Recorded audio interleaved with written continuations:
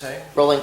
Because as of right now, I don't know if there's anything I'm going to be able to 10, bring out. But 9, 8, 7, 6, What are you 5, going to say right now? 4, 3, 2. Hello and welcome. We are now at the. My name is Jesse. And this is Grayson. We are now at the end of what is at this present moment and soon will no longer be the Transformers trilogy. And well, I'll begin with it just to give Michael Bay some credit. Transformers: Dark of the Moon, at least the first, let's say, half of it or so, does represent more of an attempt to improve. There are scenes where they actually set up an atmosphere, and they got rid of the racist robots. But do not mistake that for this being a good film. This is better than the second film, or it's not as bad as the second film. I think that if I can just cut in, I think that everything that you've just said is kind of the telling tale of the Transformers franchise, and that the reason why this movie is better than the second one is that all of the things that are just so awful about the second movie are lessened slightly. They're not gone, they're just lessened slightly. We know the racist robots aren't in here anymore, but they're replaced by two robots that are just as annoying. The little robots played by Tom Kenny in his worst role ever. Tom Kenny is the guy who voiced SpongeBob. Yep, SpongeBob is in this movie. The twins are replaced by those guys, so we still have a pair of exceptionally annoying, smaller than usual robots, so he gets to keep that. The first hour of this movie is entirely pointless. We have the exact same thing where instead of Sam's out of college, Sam's looking for a job. What does that add to the plot? Nothing. Big shock. It's a Transformers movie. We gotta have an hour of Shia LaBeouf messing around And with something that complaining. has nothing. Oh my god, he complains a lot in this movie. I want to do something. Why won't you let me do something? He's saying that all the time, and what I don't understand is, what did you do in the last two movies? Oh, he saved everybody twice. Somehow. By shoving the Allspark into Megatron's chest, Which immediately won everything, as you know. Yeah. Yeah. Yeah. That's how that works. He put the effort into finding Optimus Prime, I guess, in the second one. But in the first one, what did he do? He beat Megatron accidentally? Yeah. Who wasn't even the reason why they were losing the battle. It's just everybody was already dead and Megatron was already on the ground, and he's like, if any other Autobot had showed up at that minute, it would have been like, I'll just shoot you in the face, Megatron, and you're dead. So Sam literally pretty much would have done nothing at that point. Yeah. And nothing. Just destroyed the hopes of rebuilding their planet. Oh yeah, because essentially their god is dead now. Yeah. I would actually be really mad at Sam. I'd be like, you killed our god, you asshole.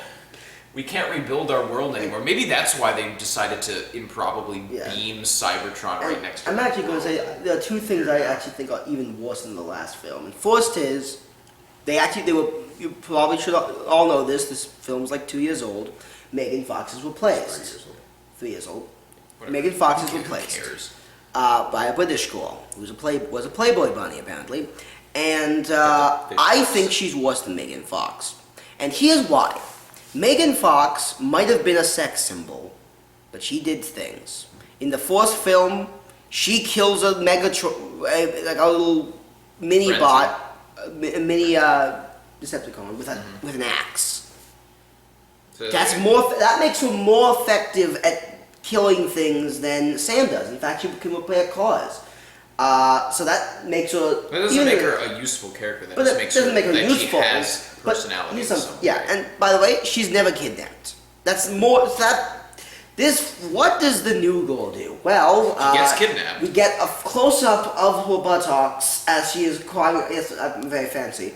Climbing as she's that area as she's greeting Sam, and she gets kidnapped.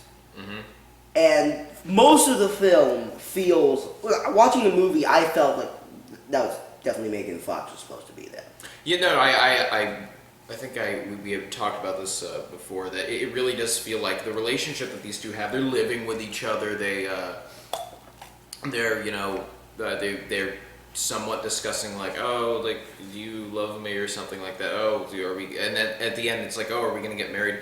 And it feels kind of like they just replaced this character with the older character, but it's like they kept the original script, but then when Megan Fox got fired, they're like, oh, we'll just get somebody else And to that makes leave the the ending- script exactly the same.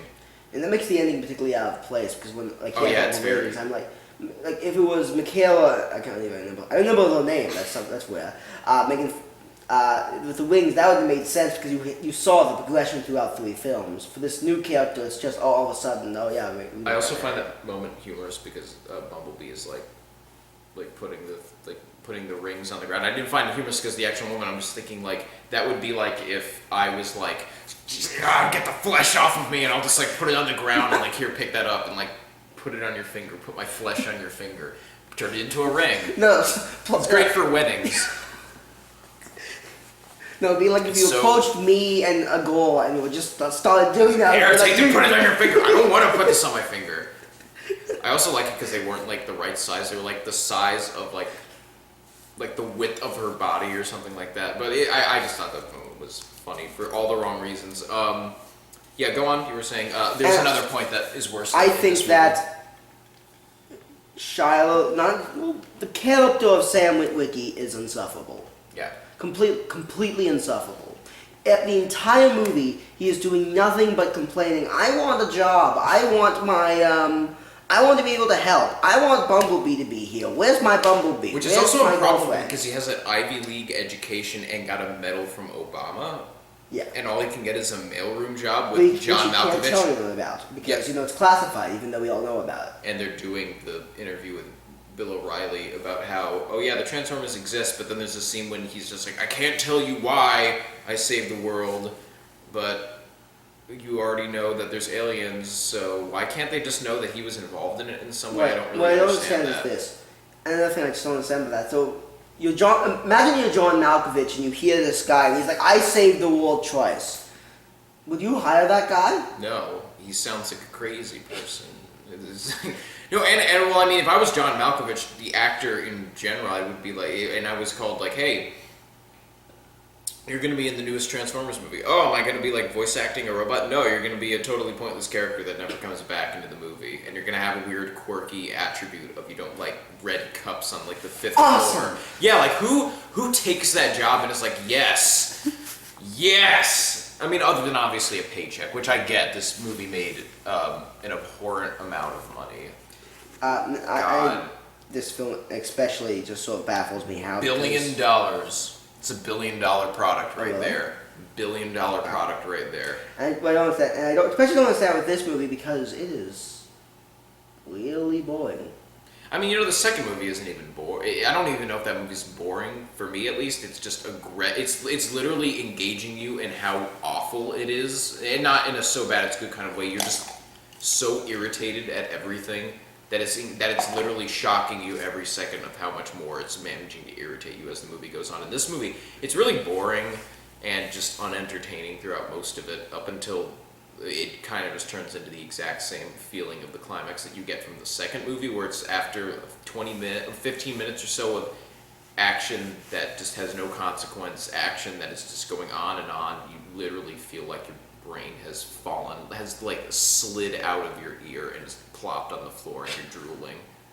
Like that is exactly what this movie is. It's pretty much the same thing as the second movie, just the especially bad things are lessened slightly, you know. Slightly. Yeah, slightly.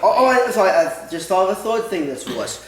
John Turturro Was awesome in has the first two. Okay, his character, I felt bad for a lot of stuff they did to him, but at the same time, he's still John Turturro. Yeah, This awesome. film, he's downright Terrible. sexually harassing a girl. Well, that's not John Turturro's fault. Okay, it's not his fault. I'm talking about his character. I don't know his character's name. Agent Simmons. Thank you, that's his name. I didn't know that. You know, if I had to have somebody come back and the fourth movie, I hope it's him. I don't Honestly, think it's him. I don't think anyone does. No. oh man. Except the Autobots, I think. They don't even look the same anymore. Like the new trailers show that they don't even really seem to have the same design anymore. It's Maybe also they a want to different. pretend it never happened. Yeah, they also seem to have a totally different like design of the CGI for them now. They look far more cartoony. It's weird, like the direction that they're going with Yeah. this whole one. Yeah, go. You were. I mean, I think that, like he does. He downright sexually harasses Nicole. It's in the post credit scene, so it's okay. It's not just that. No, he does that in the other scenes as well. He's following like the national director of national intelligence. By the way, she has the worst pun ever. Remember that line? As the director of national intelligence, I prefer to have intelligent answers. I thought that was as clever as this movie was going to get. How about that? Yeah. Yeah, a There pun was is one the joke most too. clever movie in the entire movie. I remember laughing at one point, which is probably more than. It's actually sad that I thought the sequels were more effective at making me laugh than the first movie was, but much like the last one, you really do just want this movie to be over after a while. And honestly, there's not too much to even say about this movie. It's like the exact same thing as the second movie. Just like I said, Well- lessen slightly. It's like if you liked the second movie inexplicably, then you will like this movie because it is the. Well, actually, no. I will give this movie. It kind of does try to go back to the what the first movie did in terms of building atmosphere. There are Well, it definitely doesn't scenes succeed. where they're trying to make you feel some kind of drama, that's adorable that you think that we care at this point. But it is trying, and I'll acknowledge that you were more drawn in by those scenes. I was. than I was considering giving it a 4 for the beginning parts. In the beginning, and then they completely fell apart. It's like the first half was trying to be better, and then they said, forget it. But there was some stuff even in the beginning that really angered me. The idea that Chernobyl was because of alien technology. I mean, Yeah, there's a lot of there's a stuff line like they that. have in the movie. I think actually sums up why that's not okay. And talking about how much a tragedy is, and I think a man says, Ukraine was such a fertile land. It's such a shame. I think that's the wrong accent, but it was. But not good with that. Not good with accents. But yeah,